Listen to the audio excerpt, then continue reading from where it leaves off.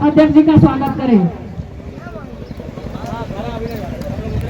मैं रूपनारायण तिवारी के मंडल अध्यक्ष ज्योति सिमरन जी आप आए और हमारे राजमहल विधायक आदरणीय श्री अनंत ओझा जी का स्वागत पुष्प के साथ करें। मैं आमंत्रित करती हूँ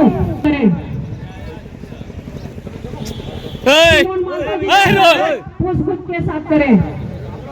आप ही लोग कर लीजिए। ज्योतिष जी आप।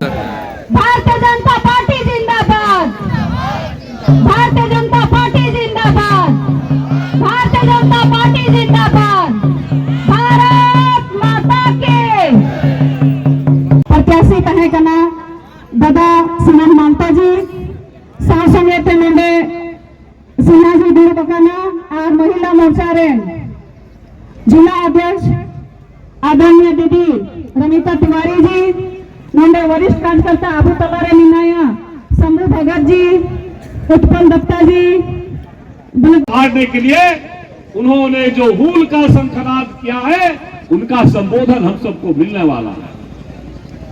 लेकिन मैं आपसे दो चार बातें कहने के लिए आया हूं। बरहेट के लोगों ने, ये झारखंड मुक्ति मोर्चा कांग्रेस के लोगों ने, ये घमंडिया गठबंधन के लोगों ने 2019 में जब चुनाव हो रहा था तो ये झूठे वादे झूठे नारे देकर के और यहां के लोगों का विश्वास अर्जित करने का काम किया था। लेकिन परिणाम क्या हुआ? यहां के लोगों ने जिस आशा और अपेक्षा से अबुआ दिशु मबुआ राज के नाम पर झारखंड मुक्ति मोर्चा को, कांग्रेस के लोगों को सरकार की चाबी देने का काम किया, आज उसके कारण आज झारखंड एक बदनाम झारखंड बना करके इन लोगों ने पूरे देश और दुनिया में झारखंड के लोगों को खड़ा करने का काम किया। और भारतीय जनता पार्टी के कार्यकर्ताओं को मैं इसलिए कह रहा हूं कि कार्यकर्ता सम्मेलन है। सुंदर पहाड़ी के अंदर अखबारों में आता है खबरें कि जिस प्रदेश के अंदर यहाँ का मुख्यमंत्री रहने वाला नेता, यहाँ के लोगों ने जिस विधानसभा से अपना जनप्रतिनिधि बना करके दिया है, और आज उस परहेट के अंदर, उस परहेट विधानसभा के सुंदर पहाड़ी में शौच करने जाता है वहां का आदिवासी समाज का कोई नौजवान, और वहां की पुलिस उसको गोलियों से भून देती है।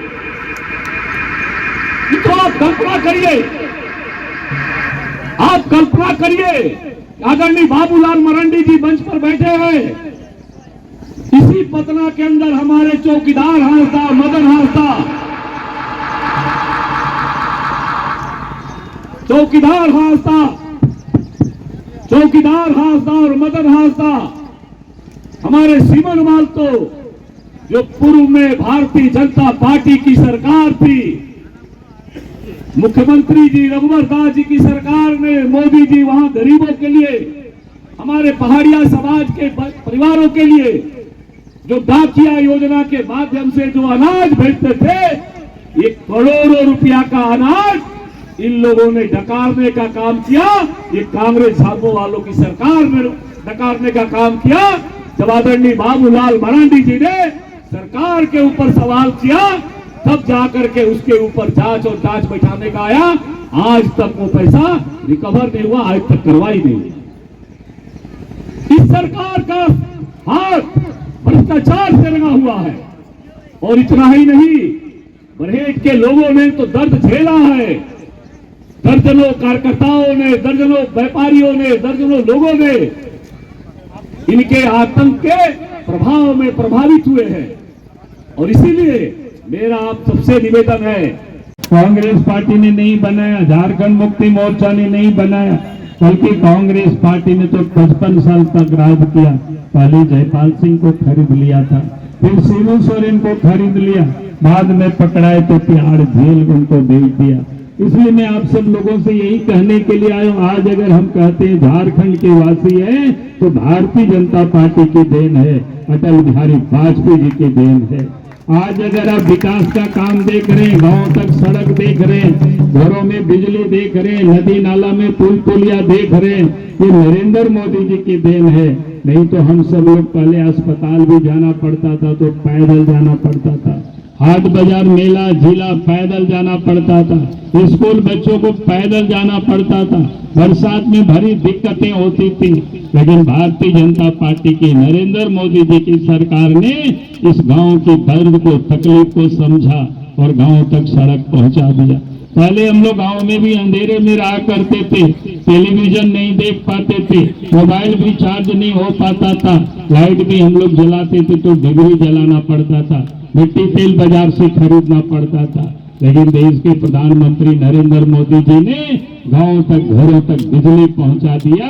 अब मिट्टी तेल खरीदना हम सब लोग छोड़ दिए, अब दालचीनी को भी हम डिबरी को भी छोड़ दिए।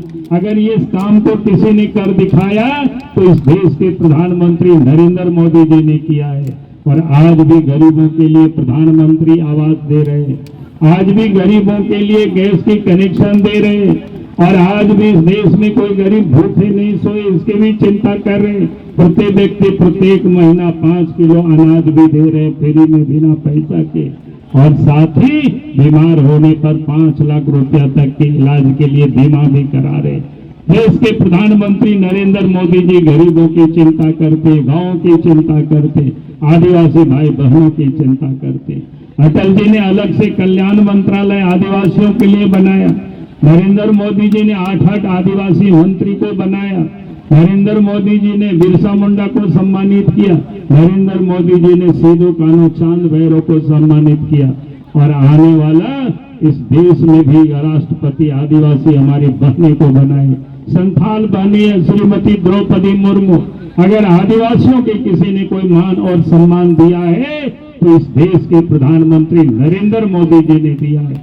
और आज जो लोग सत्ता में बैठे हुए ये लोग आज जेल में, आपके इसी लोकसभा क्षेत्र से यहाँ से जो मुख्यमंत्री थे हेमंत सोरेन जी जेल में, ठाकुर से विधायक थे आलमगीर आलम मंत्री वो जेल में, क्यों जेल गए? क्योंकि इन लोगों ने बालू को लुटाया है, इन लोगों ने पत्थर को लुटाया है, गरीबों का अनाज को इन लोगों ने लुटाया है। और इन लोगों के घरों से जो पैसा मिला है वो किसका पैसा था? आपका पैसा था, गरीबों का पैसा था। उस मनरेगा में कमीशन लोगों ने लेकर के पैसा को जमा किया था, जो पुल पुलिया बना उसमें से कमीशन लेकर के लोगों ने बनाया था, और बालू बेच करके लोग कमाए इकट्ठे किया हुआ पैसा था, पत्थर बेच करके इकट्ठा किया हुआ पैसा था, जमीन बेच करके इकट्ठा किया हुआ पैसा था, कोयला बेच करके इकट्ठा किया हुआ पैसा था। और इसलिए आज चाहे हेमंत सोरेन हो चाहे आलमगीर आलम हो तो ये लोग जेल में बंद है। अगर ऐसे ये लोग गरीब जनता को लूटते रहेंगे तो फिर जेल इन लोग जाते रहेंगे, इन लोगों को कोई बचा नहीं सकता है। इसलिए मैं आप सब लोगों से यही कहने के लिए आया हूं, 1 जून को मतदान होना है।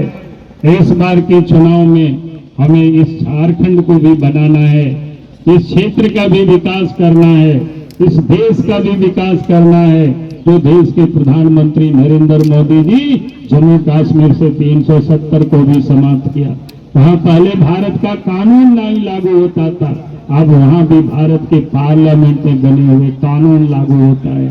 और उसके साथ साथ इस देश में अयोध्या में प्रभु श्री राम की जन्मभूमि पर 500 वर्षों से लोग संघर्ष कर रहे थे, मंदिर तोड़ा गया था, लेकिन देश के प्रधानमंत्री नरेंद्र मोदी जी के कारण वहां भी अयोध्या में प्रभु श्री राम के मंदिर भी बनके तैयार हुआ। तो इसलिए ऐसे अनेकों काम देश के प्रधानमंत्री नरेंद्र मोदी जी ने किया है। और इसलिए मैं आप सब लोगों से कह रहा हूँ, यहाँ जेएमएम के लोग, कांग्रेस के लोग घूम घूम करके क्या बोलते हैं, बीजेपी आएगी तो संविधान को बदल देगी, रिजर्वेशन को समाप्त कर देगी। नरेंद्र मोदी जी ने कहा है कि जब तक भारतीय जनता पार्टी के एक कार्यकर्ता जिंदा है, भारतीय जनता पार्टी के एक भी सांसद पार्लियामेंट में है, तो भारत के कोई भी रिजर्वेशन को आदिवासियों की समाप्त नहीं कर सकता है, कोई भी रिजर्वेशन दलितों का समाप्त नहीं कर सकता है, ओबीसी का समाप्त नहीं कर सकता है। ये नरेंद्र मोदी जी ने कहा है कि आप गांव-गांव जा करके लोगों को बताना। आप सब लोगों से मैं यही निवेदन कर रहा हूँ। इसीलिए मैं कह रहा हूँ, ये लोग दुष्प्रचार कर रहे हैं, इन लोगों को पता है आज चुनाव में हम लोग हारने जा रहे हैं, बुरी तरह से हारने जा रहे हैं, इसलिए लोग दुष्प्रचार कर रहे हैं। और इसलिए इस दुष्प्रचार के जवाब आप सब लोग जब गांव में जाएंगे तो आप बता देना खड़े हो करके, हम सब किसके परिवार हैं? नरेंद्र मोदी जी के परिवार हैं। नरेंद्र मोदी जी ने कहा कि कोई समाप्त नहीं कर सकता है। ये कांग्रेस पार्टी सबको ठगने का काम करते हैं, लूटने का काम करते हैं। आप देखिए, पहले गठबंधन यूपीए था, अब बन गया इंडी अलायंस बन गया। ये नाम क्यों बदल दिया है लोग? इसलिए क्योंकि पहला गठबंधन बदनाम हो गया था। आप सोचे कि भेष बदल के आएंगे लोग नहीं पहचानेंगे, लेकिन इन लोगों को सब पहचानता है। उस गठबंधन में जितने भी लोग हैं वो भ्रष्ट लोग हैं, चोर हैं। जनता की गाड़ी कमाई का पैसा कोई लोगों ने लूटा है। और इसीलिए मैं आप सब लोगों से यही मैं कह रहा हूं, जो लोग लुटेरा है, जो लोगों को ठगता है, जो लोगों गरीबों के पैसा को अपनी तिजोरी में भरता है, वैसे लोगों को इस चुनाव में हमें यहाँ से विदा करना है। तो उसका एक ही रास्ता है कि आप 1 तारीख को सवेरे उठ करके पहले मतदान करना और इसके बाद फिर जलपान करना। यही मैं आप सब लोगों से कह रहा हूं। और 1 तारीख को सवेरे उठिए और सबसे पहले एक वोट मतदान केंद्र में जा करके ईवीएम के कमल निशान पर बटन दबाएंगे, यहाँ से ताला मारने को जिताएंगे और देश में प्रधानमंत्री नरेंद्र मोदी जी को बनाएंगे। यही निवेदन और यही अपील के साथ मैं अपनी बातों को समाप्त करता हूं और आप सब लोगों से मैं विदा लेता हूं। बहुत बहुत धन्यवाद। जय हिंद, जय झारखंड, जय।